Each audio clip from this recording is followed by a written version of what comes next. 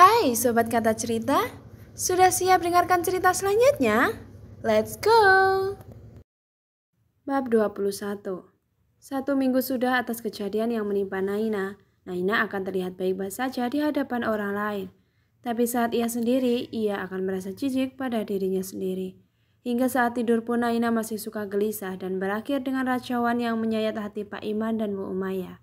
Ada sebagian melihat Naina dengan prihatin dan kasihan, tapi juga ada yang terang-terangan mencemoohnya, menghakimi dirinya. Padahal dirinya korban, bukan pelaku. Tetapi sebagian masyarakat malah menganggapnya seperti dirinya adalah pelaku utama sebuah kejahatan seksual. Ya Allah, ampunilah dosa-dosa mereka. Sayangilah mereka semua dan berikanlah hidayah padanya. Doa Naina pada Sang Pencipta. Lihat tuh si anak Pak Iman. Masih bisa-bisanya ya dia pakai cadar. Padahal kan sudah bukan perawan lagi. Memang gak malu ya sama cadarnya itu? Ucap salah satu ibu-ibu yang terang-terangan mencemooh Naina yang sedang lewat itu dengan suara kerasnya.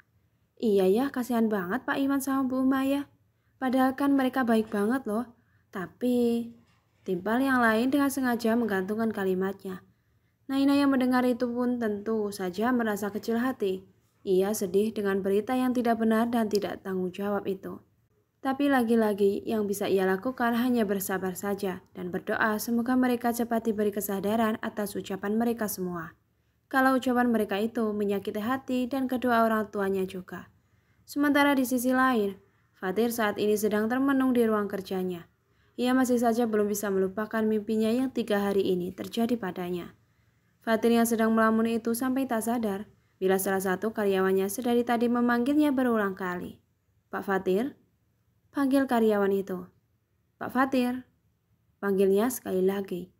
Akhirnya ia sedikit menaikkan nada suaranya untuk menyadarkan Fatir bila ia ada perlu dengannya itu. Pak Fatir? Panggilnya dengan nada sedikit tinggi itu. Fatir yang dipanggil seperti itu tentu saja terkejut bukan main. Astagfirullah. Ucapnya yang beristighfar sambil mengelus dadanya yang berdetak kencang itu. Kamu bisa kan kalau manggil itu sedikit pelan? Tegur Fatir dengan nada dinginnya. Maaf Pak, saya sudah sedari tadi manggil Bapak, tapi Bapak enggak menyahutinya, makanya saya sedikit berteriak. Maaf sekali lagi Pak. Bantah karyawan yang ditegur seperti itu, tentu saja merasa bersalah. Tapi mau gimana lagi, dirinya sudah memanggilnya dengan nada lirih, tapi Fatir yang tidak menyahutinya. Jadi ia rasa bukan ia sepenuhnya salah dirinya. Fatir yang mendengar penuturan itu hanya bisa menghela nafas. Ia rasa memang benar kalau dirinya yang tadi melamun sehingga saat dipanggil ia tidak mendengarnya. Ya sudah, saya minta maaf. Terus kamu ada apa memanggil saya? Ucap Fatir pada karyawan lelakinya itu. Bila kalian tanya Fatir bekerja apa? Jawabnya adalah ia mempunyai toko abaya yang diimpor langsung dari Arab Saudi sana. Ia mempunyai teman yang bekerja di impor dan ekspor, sehingga ia dipermudah dalam pengiriman dan penerimaan barang. Bukan dirinya saja yang menerima barang impor, tapi dirinya juga mengekspor kain khas negerinya untuk dijual ke pasar negara. Fatir menjual abaya yang diimpor melalui online maupun offline juga. Ini Pak, stok abaya kita sudah banyak yang habis. Karyawan lelaki itu memberitahukan pada Fatir bila stok abayanya sudah mulai menipis. Sementara pesanan semakin banyak saja. Ya sudah, nanti saya pesankan lagi. Jawabnya dengan dingin. Apa ada yang lain lagi? Tanya Fatir. Insya Allah sudah enggak ada Pak. Sahutnya dengan cepat. Ya sudah, sekarang balik bekerja lagi.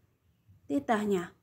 Setelah karyawannya itu pergi, Fatir memijat pelipisnya yang berdenyut nyeri. Karena mimpinya itu, ia sampai tak konsentrasi dalam kerjanya. Ya Allah, kenapa mimpi itu berasa nyata sekali? Gumam Fatir yang mengusap wajahnya dengan kedua tangannya. Apa yang harus hamba lakukan ya Rob? Lanjutnya, lebih baik aku bertanya saja pada Abi. Akhirnya Fatir mengambil keputusan untuk menyambangi mantan mertuanya, sembari bertanya akan makna mimpinya. Fatir bergegas meraih kunci mobil, dompet, dan ponselnya. Setelah itu ia pun langsung pergi meninggalkan ruang kerjanya itu. Ahmad, saya titip toko dulu ya. Mungkin besok saya baru menghubungi pihak sananya. Saya masih ada urusan dulu. Fatir menitipkan toko bajunya pada karyawan kepercayaannya itu sebelum ia pergi meninggalkan tokonya itu. Baik Pak, sahutnya dengan sopan. Assalamualaikum. Ucap Fatir yang mengucapkan salam. Setelahnya ia bergegas pergi menuju mobilnya berada. Karena perjalanan dari kota S ke kota M cukuplah dekat, hanya sekitar 2 jam saja, Fatir berniat mampir ke toko roti yang ada di kota S itu, sebagai buat tangan untuk Pak Yai Farid dan Bu Nyai Farah. Setelah menempuh kurang lebih 2,5 jam, akhirnya Fatir sampai juga di Al-Hakam. Ia pun langsung menyambangi ke dalam terlebih dahulu, sebab entah kenapa, saat di dalam perjalanan tadi ia mempunyai firasat yang tak enak di hatinya. Tiba-tiba saja bayang-bayang Naina yang sedang nangis hadir. Silih berganti dengan almarhumah istrinya yang tersenyum ceria ke arah dirinya, bersama sang anak yang ia rindukan selama setahun belakangan ini. Di pelupuk matanya, rasanya semua itu benar-benar nyata dan membuatnya bingung akan pilihan yang ada. Hingga tanpa sadar, bila langkah kakinya sudah sampai di halaman rumah dalam di pondok pesantren itu. "Assalamualaikum, Abi," seru Fatir yang langsung saja menyalimi Pak Yai Farid dengan takzim. "Waalaikumsalam. Alhamdulillah akhirnya kamu sampai juga, Tir," jawab Pak Yai Farid dengan senyum yang sendu ke arah sang menantunya itu. "Iya, Bi. Tadi Fatir mampir dulu. Beli ini buat Abi dan Uma," saut Fatir yang langsung menaruh plastik yang ia bawa itu ke atas meja. "Terima kasih ya, Tir. Aturan kamu gak usah repot-repot beli itu segala. Dengan kedatangan kamu saja, Habis sama Uma sudah senang sekali," ungkap Pak Yai Farid pada Fatir.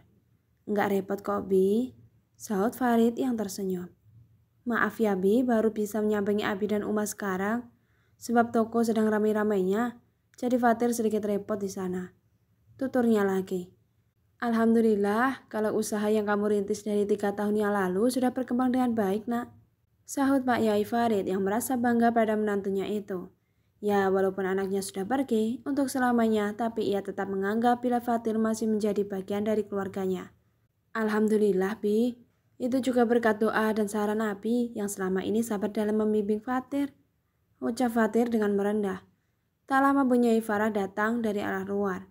"Assalamualaikum," ucap salam Bu Nyai Farah. Ia pun lekas menghampiri sang suami dan sang menantu berada. Farah pun mencium tangan sang suami dengan takzim. Fatir yang melihat itu secara otomatis berdiri dari duduknya dan bergantian mencium sang ibu mertua setelah Bu Nyai Farah menyalimi suaminya. "Sudah lama, Nak?" tanya Bu Nyai Farah pada Farid. "Belum, Uma. Saya baru saja tiba," sahut Fatir. "Walah, ya sudah, Uma tinggal ke dalam dulu ya," pamit Bu Nyai Farah. "Enggih, Uma, silakan." Fatir mempersilakan Bu Nyai Farah untuk masuk ke dalam rumah. Bersambung. Lanjut di bab 22 ya.